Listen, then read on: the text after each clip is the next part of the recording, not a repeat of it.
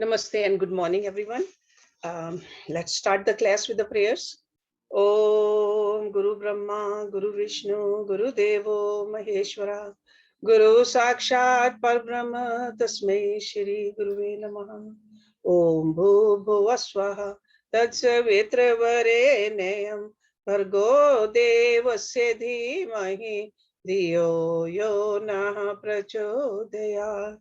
अस्तो मा सद्गम्या तमसो मा ज्योतिर्गम्या मृत्योर्मा अमृतं गम्या ओम सहनावतु सहनौ भुनक्तु सवीर्यं कर्वावहि तेजस्विनावधीतमस्तु मा विद्विषावहि ओम शांति शांति Shanti Om.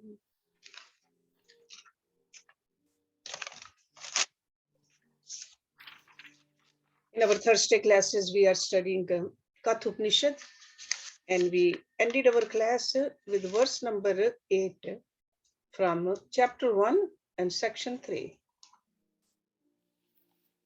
And let me go back to verse number 7 also, because in 7 he says, he who is devoid of proper understanding, thoughtless, and always impure, never attains that goal and gets into the round of births and deaths.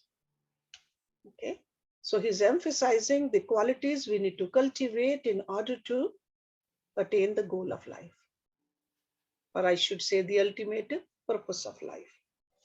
Okay, then he says, but he who is intelligent, ever pure, with the mind controlled, verily reaches that goal from where none is born again.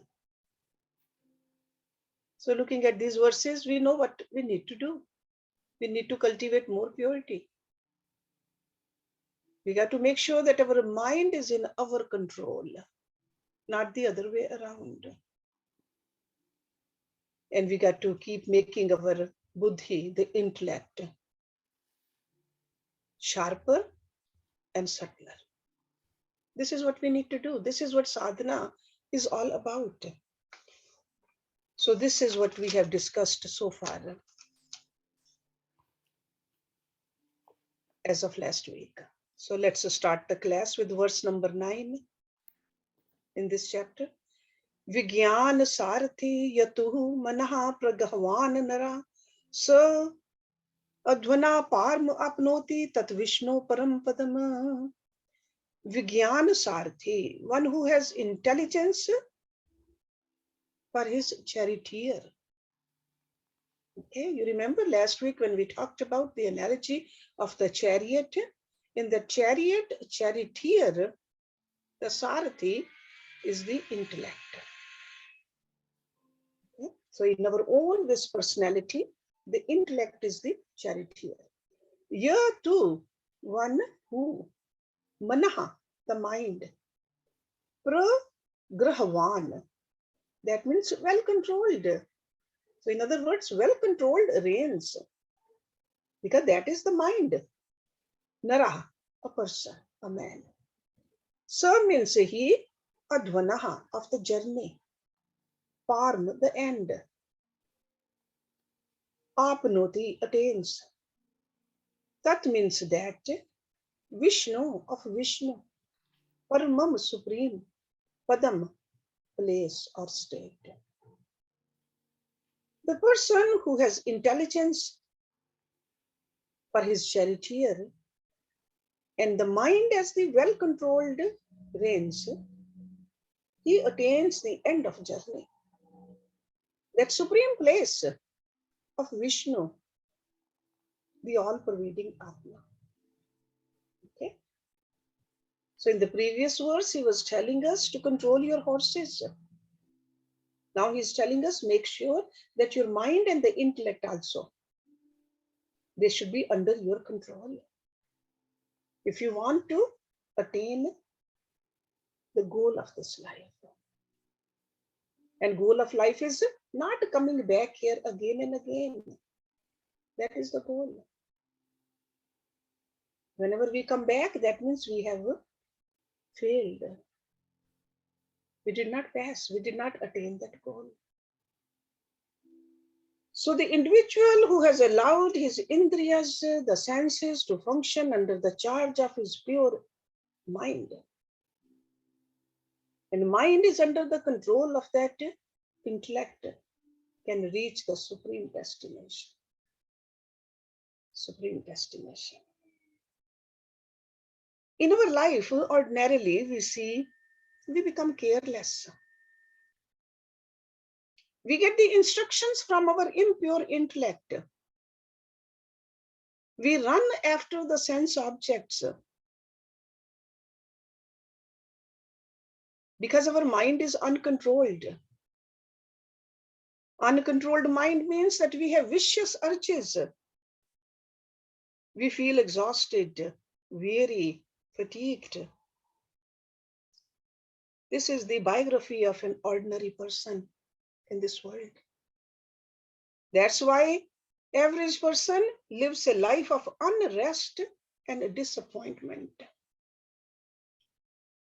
Did not understand the art of living. So none of the material successes, no matter how many sense objects we have, they cannot help us to attain that supreme. Because the more we have, the more shattered our personality becomes. And we do not taste the real joy and the godly peace, which is our birthright actually.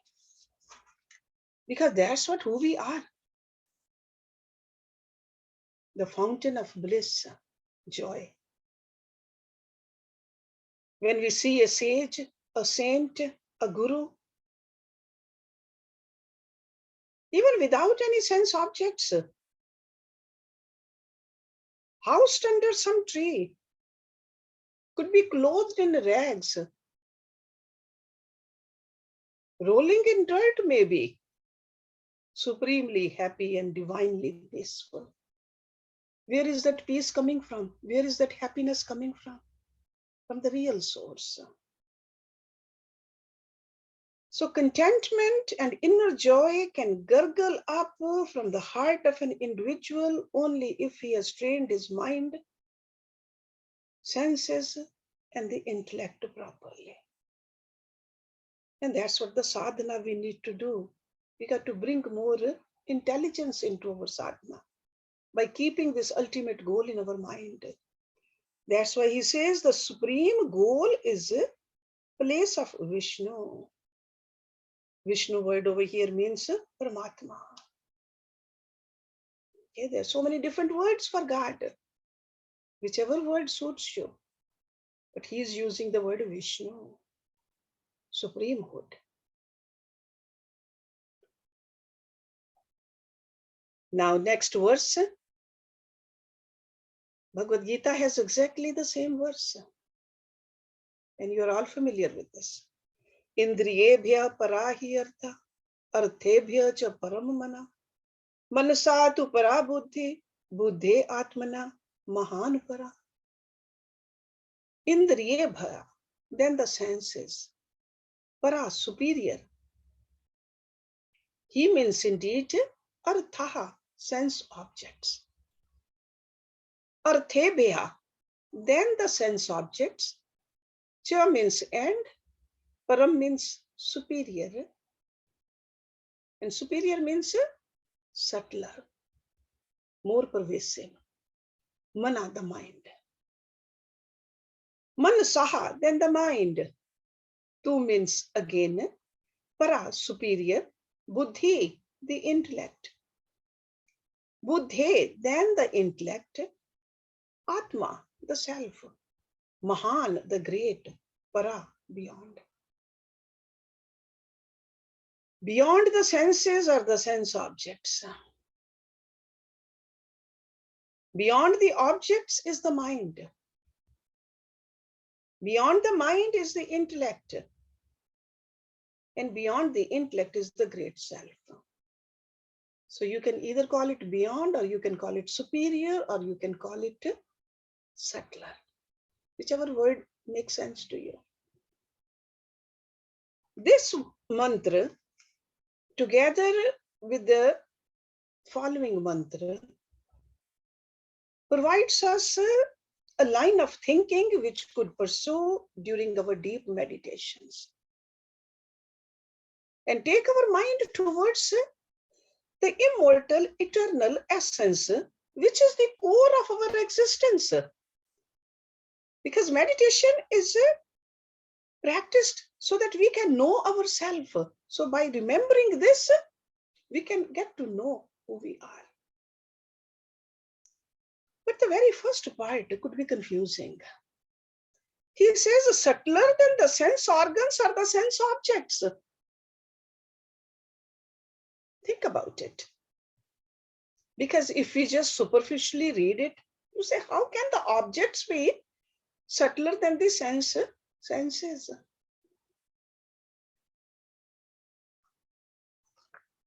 The forms are greater than the eyes. That's what he's saying. Sounds greater than the ears, or the taste greater than the tongue. If the forms were not available in the world outside, we won't be able to see them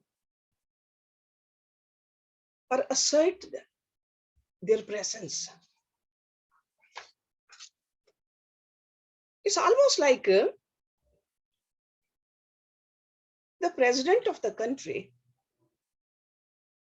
or for that matter, the government of any country, would not have any existence if the citizens were not there.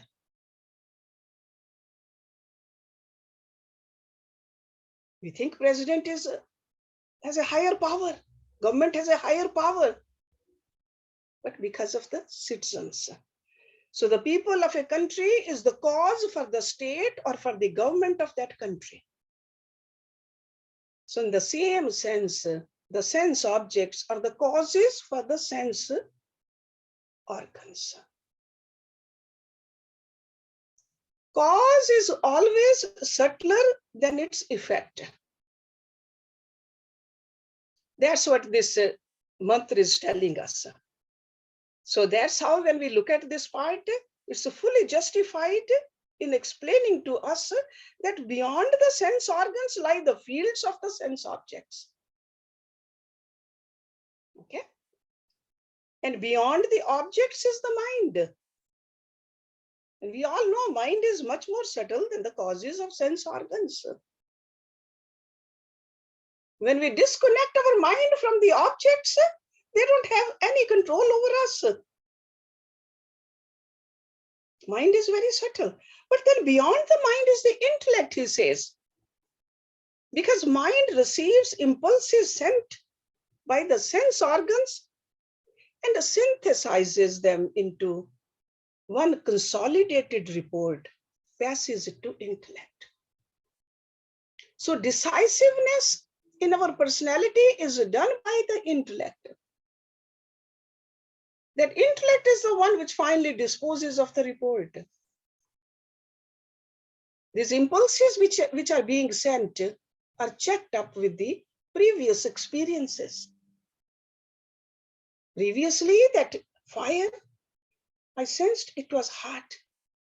I better not go close to it. I keep my fingers away from it. Those kind of impulses constantly are being sent. And they are stored away in our memory. And that's how the intellect functions. So the present impulses are re-evaluated and correctly classified by our intellect. So that's why intellect is subtler than the mind. But beyond the intellect is the self. If the self wasn't there, this intellect cannot function. If the charioteer is not there, or if the charioteer sleeps, what will happen? But if the owner is not there, then nothing can work. So the greater self is what we have so far discussed as the total mind or the total intellect, the Hiranyagarbha. Nobody can think even a single thought in absolute independence and freedom from the whole. So total intellect is carefully subtler than the individual intellect. But then the greater self, the soul, the owner, is subtler than that. Okay. So we are all familiar with this. We study it in other scriptures also. So, but he has put it a little twist to it, which we should try to understand it. Okay. Verse number 11. Mahata param avyaktam avyaktat purushah para purushat param na kinchit sakashta saparagati. Mahata, beyond the great self. Mahata, that is the great self.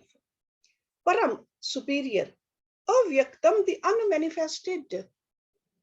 Avyaktat, then the unmanifested.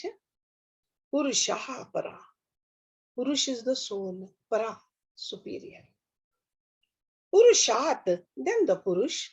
Param is superior. Na kinchit, there is nothing. Sa means that, kashta, the end. Sa means that, para, highest, gati, goal. So this is a continuation from the previous verse, because that ended with the mahat. Now he says beyond the mahat is the unmanifested. And what is unmanifested?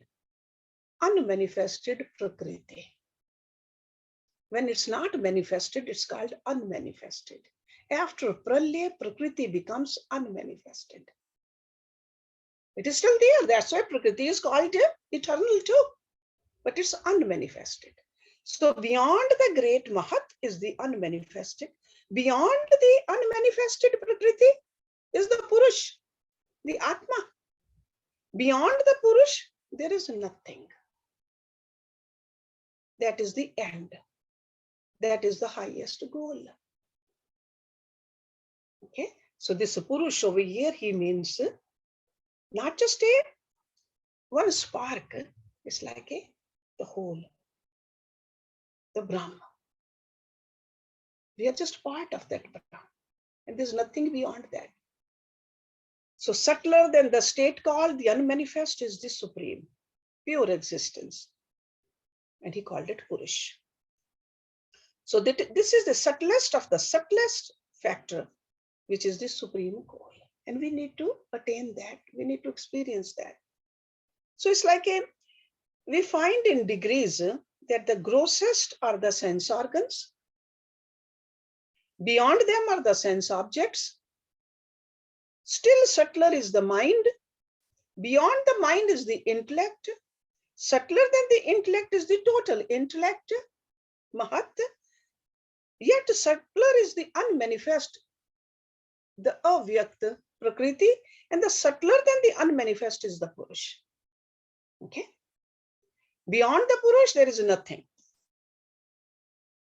So that's why in this mantra, he's saying, he's just definitely asserting it, that Sakashta, that is the end. There's nothing beyond it. Nothing beyond Purush. Eshaha sarveshu bhuteshu gudha atma na prakashate drishyate tu agreha buddhya sukshamya suksham darshibhi. Eshaha, this, sarveshu, in all, bhuteshu, in beings, gudaha, hidden. Atma, the soul, na prakashate, does not shine. Drishyate is seen. Tu means but. Agreya, sharp. Buddhya, intellect. Sukshamya, through subtle. Suksham darshibhi, by the seer of subtle. This Atma, hidden in all beings, reveals itself not to all. Even though it's there, but it doesn't reveal itself. But seen only by seers of the subtle through sharp and subtle intellect. So clearly he is telling us that work on your intellect. Make it sharp also, make it subtle also. Okay? So when a seeker, through a patient and a constant sadhana, can rid of his ego or ego-bound identifications with the body, mind, intellect, he will realize that the sum total, the whole truth, which I am. And what is that?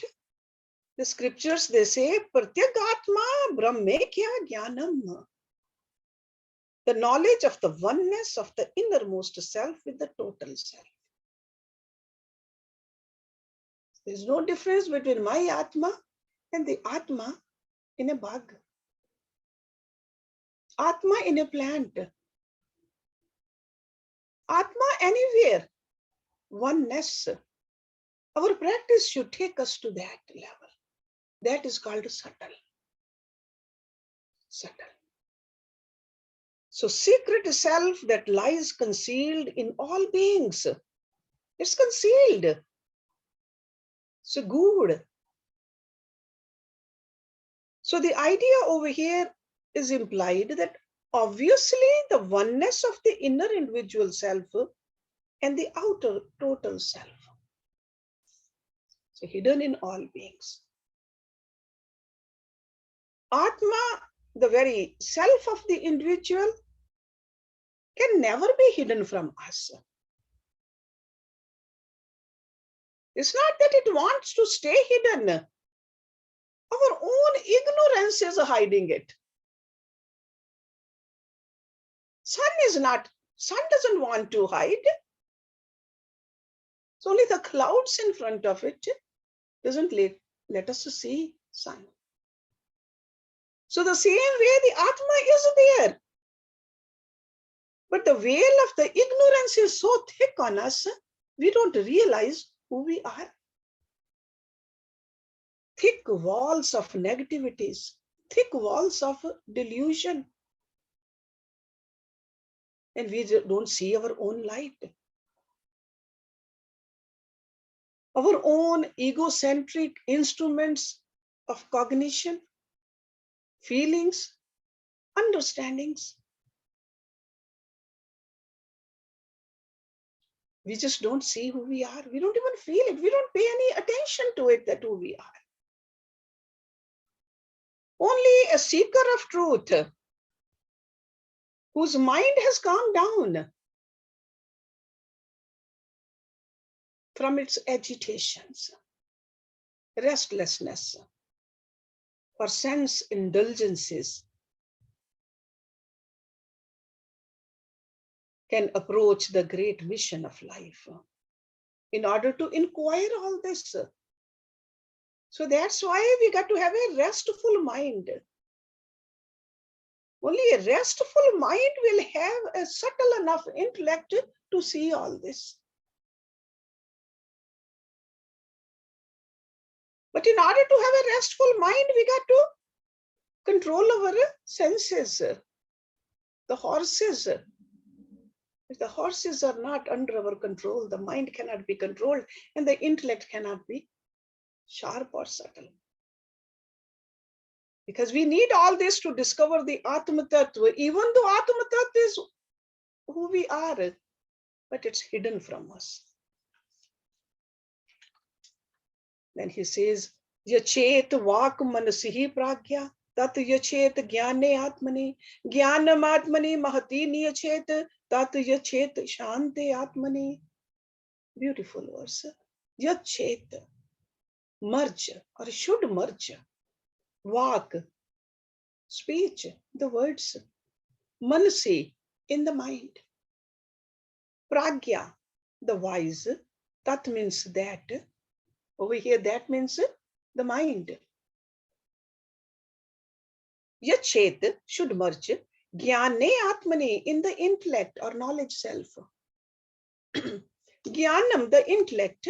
Atmani Mahati, into the great Atma. Over here, great Atma means Hiranyagarbha, just like in the previous verse. Niyachet should sink or submerge. Tat means that. That means that great Atma, the Hiranyagaram. Yachet should merge Shanti Atmani into the peaceful Atma. The Atma word is used for different meaning also.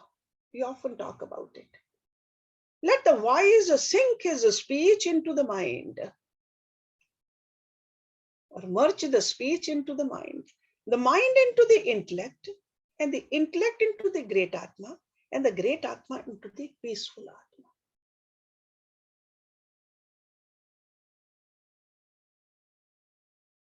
Very detailed explanation of the technique by which we can come to realize the state of this Atma Tattva, the Purush which we are talking about, technique. Let's look at merge the speech in the mind, because that's the very first thing he's telling us. He's giving us a technique. So it's not only the words alone. It's not just the speech alone. It really means the organs of our knowledge and action he's mentioning here. All the organs of action and of knowledge have to be brought under perfect control of the mind. That's what it means. Okay? Like who should be the master? Mind should be the master of the organ of actions and organs of senses. Okay? Merging, that's what merging means. So this is the advice he is giving us, that all the organs of action and of knowledge should be brought under the perfect control of the mind. My hands should obey the mind. My eyes should obey the mind. My ears should obey the mind. And after that, mind is to be sunk into the intellect. There has to be a good wedding between the mind and the intellect.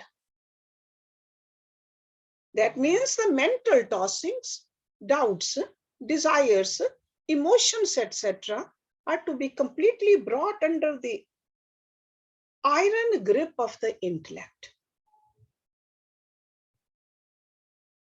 and its powers of discrimination. Because intellect is the one which decides what is true, what is untrue, what is temporary, what is permanent, what is my goal.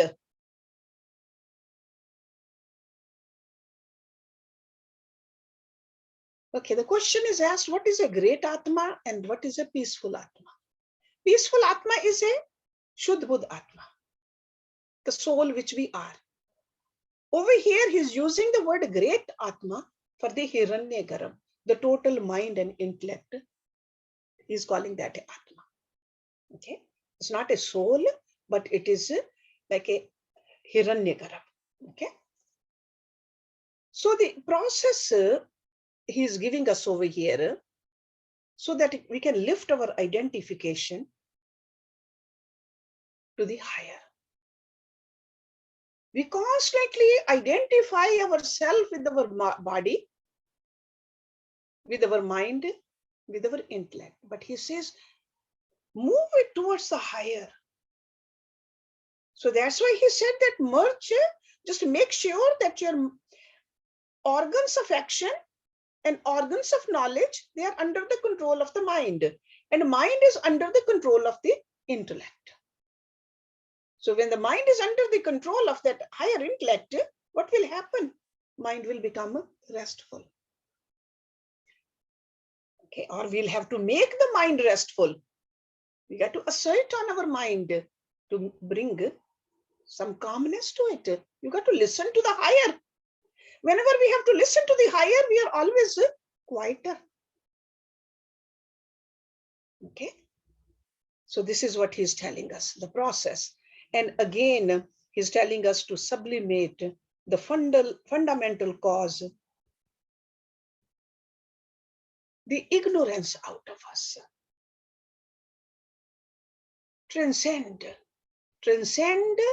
from the lower and evolve to the higher. This is called a Turiya Avastha. Turiya. Higher meditation. Through the higher meditation, we reach towards the goal of life. So it's basically a meditation he is telling us. All day long, we cannot live like this, but during our meditations, we can. We can transcend from the lower to the higher. We can feel that we are in communion with the highest. So slowly and steadily withdraw our attention into ourselves. That is a Shant Atmane. Because Atma is always Shant. There can never be a Shant Atma. Just like there can never be a cold fire.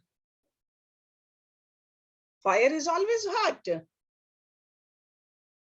Okay, so Atma is always Shant.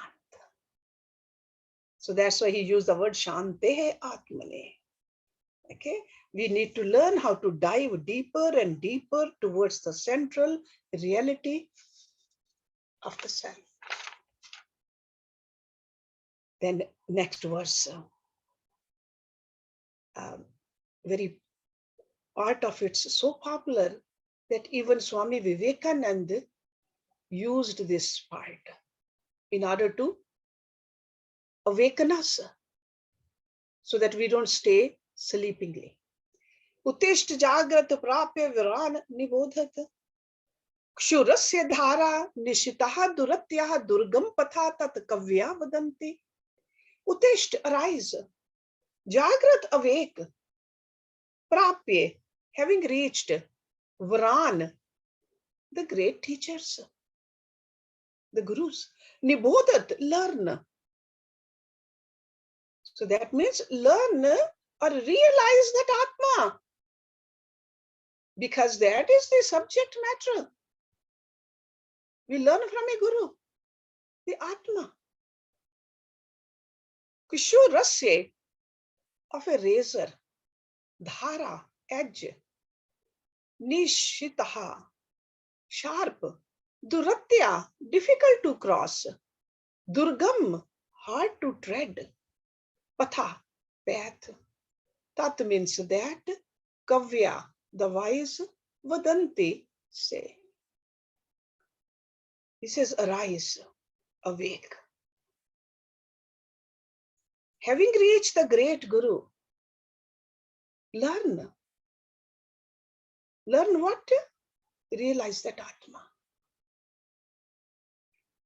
Like the sharp edge of a razor is that path.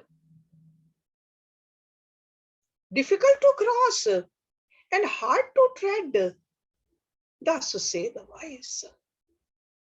That's why we need the guidance. We need the motivation. We want somebody to hold our hand, somebody to keep on showing us, encouraging us. This is what he's telling us. Every day we wake up, but we wake up and do what? We keep on doing the same thing over and over again. But he says, arise, awake, and make sure you tread this path, the real goal of your life. So this is the declaration of the Upanishads. Because this has been experienced by the rishis in their meditation. Because we all know that even when we achieve something ordinary, even the scientists like Newton and the like, when they found something, they were jumping up and down because they have found something. Similarly, when the great rishis, they come to realize the godliness, they roar with this kind of a joy. And from their joy, they are encouraging us that this is what you need to do. It's not just only for one or two or handful of people. This is the goal for all of us.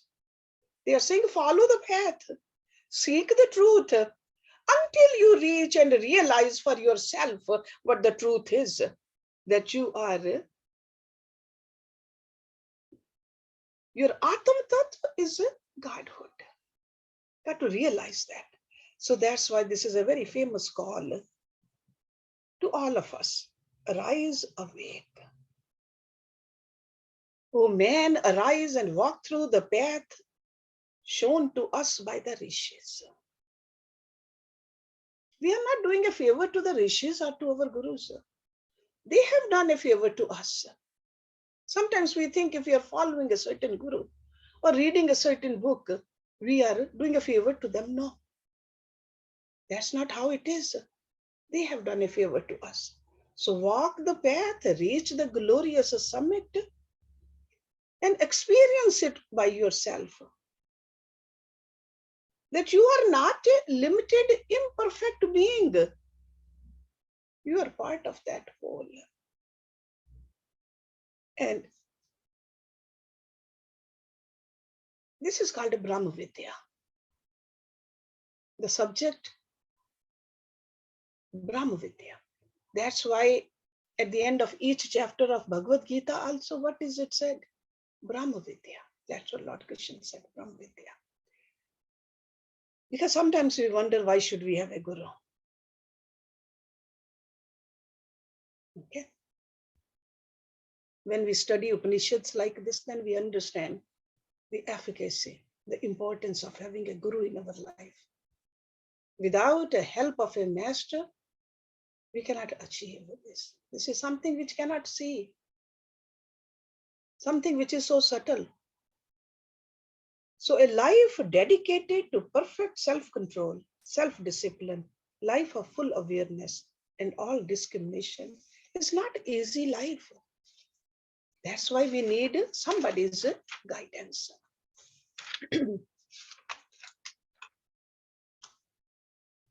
Verse number 15.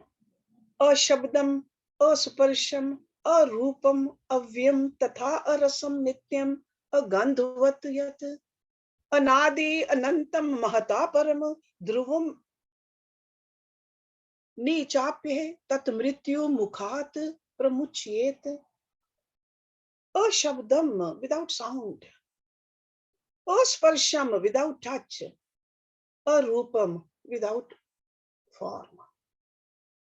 Avyam, without decay. Tatha means thus. Arasam, without taste. Nityam, eternal. Agandhvat, without smell.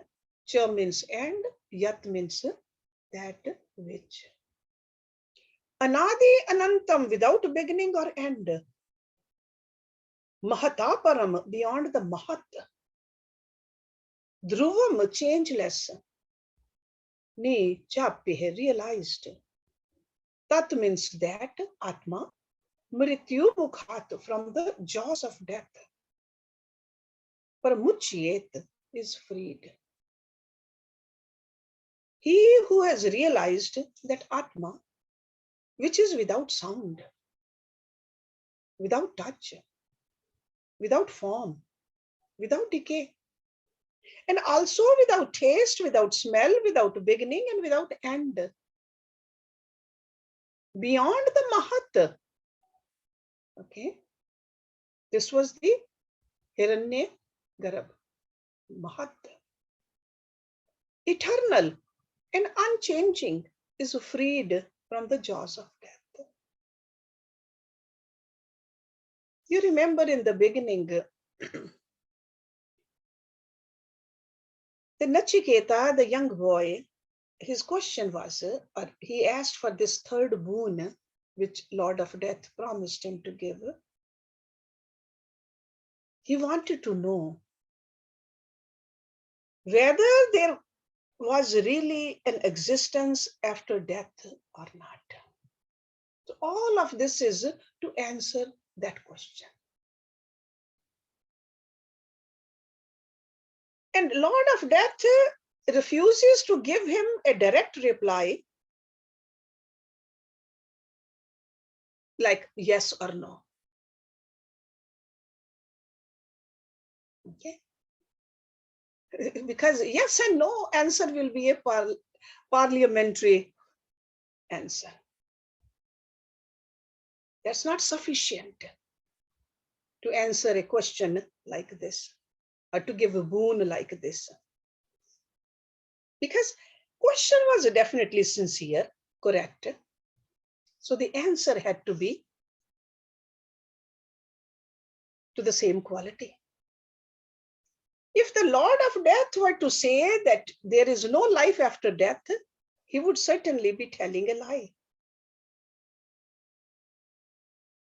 Because pure existence, the soul must eternally exist.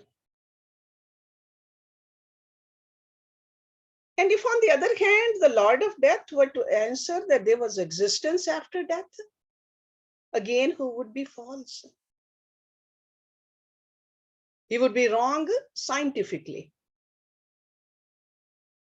In the realm of pure existence, there could be no trace of non-existence. And the idea of existence can maintain itself only with reference to its opposite,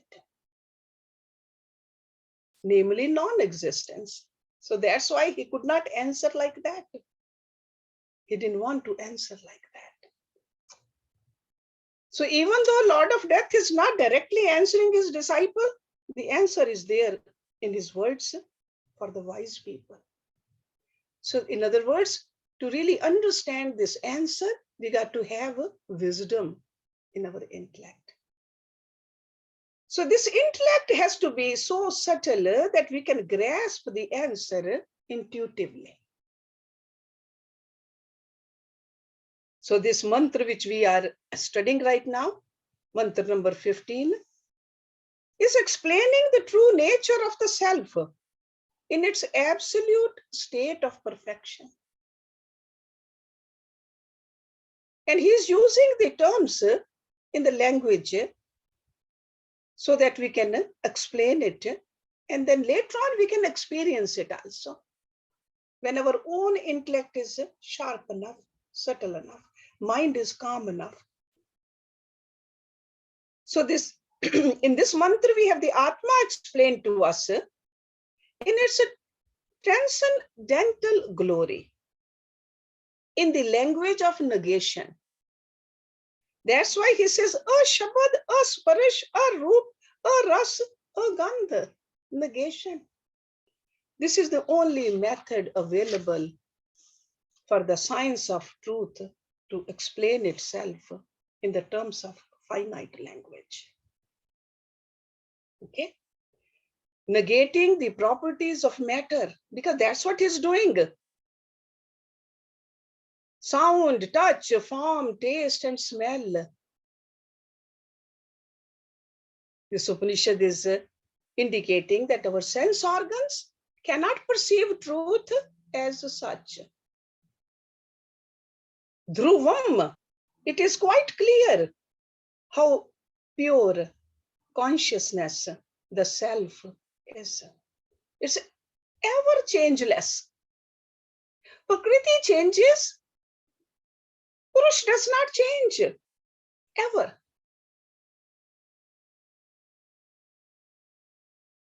So beautifully, he is explaining why we should seek and ultimately fulfill ourselves in establishing in our true self. And he who has known the state of eternal bliss is freed from the jaws of death. He's also saying that in this verse. And death over here is used in its widest scope. That means all the finiteness in the world of matter. That's how he's using the word death in the absolute sense.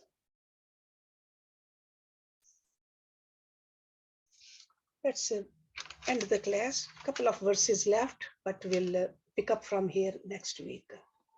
Om Purnamada Purnamidam Purnat Purnamudachyate Purnasya Purnamadaye Purnameva Vashishyate Om Shanti Shanti Shanti Om. Okay, any questions, comments?